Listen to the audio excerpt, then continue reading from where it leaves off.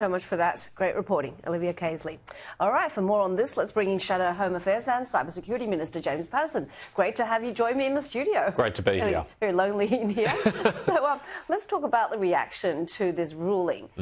It is, as we were chatting offline about, something that was expected. That's right. All the independent legal experts said the government should prevail in this case.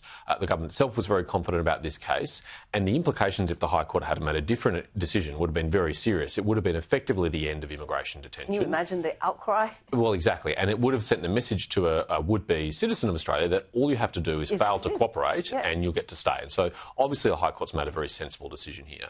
What this does change, though, and what it does demonstrate is that there was no urgency in rushing through legislation relating to this case the last time the Parliament sat. The government tried to ram it through. Many have said is flawed. That's right. I mean, the government tried to ram it through in 72 hours. They said they couldn't possibly have a parliamentary inquiry into it. We now know why they didn't want an inquiry. Of the 118 submissions made, 117 opposed the bill. The only one in support of the bill was one from the Department of Home Affairs, who you would hope would support their own legislation.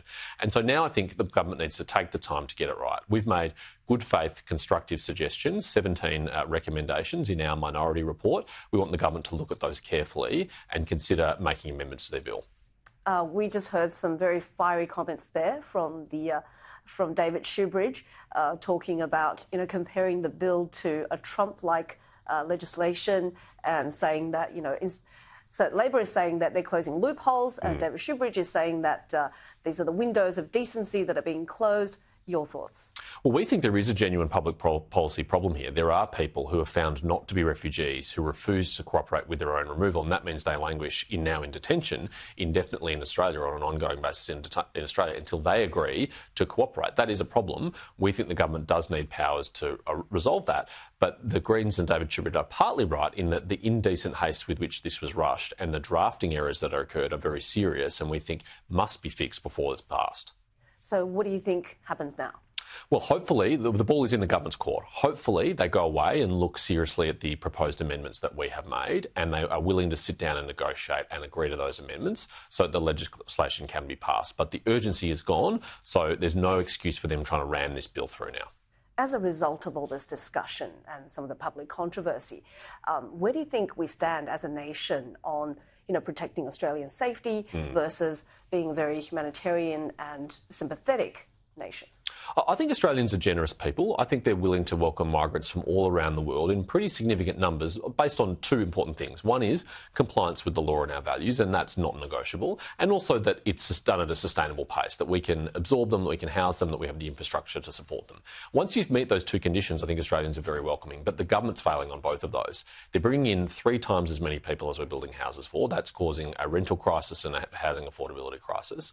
And they've completely botched their handling of the previous High Court cohort, 153 of them now in the community. As Olivia Casely just said, only half of them are being electronically monitored in the community. The rest of them have been released from that obligation, and we've already seen the consequences of just one person who wasn't being electronically monitored, allegedly committing a horrific crime against a Perth grandmother.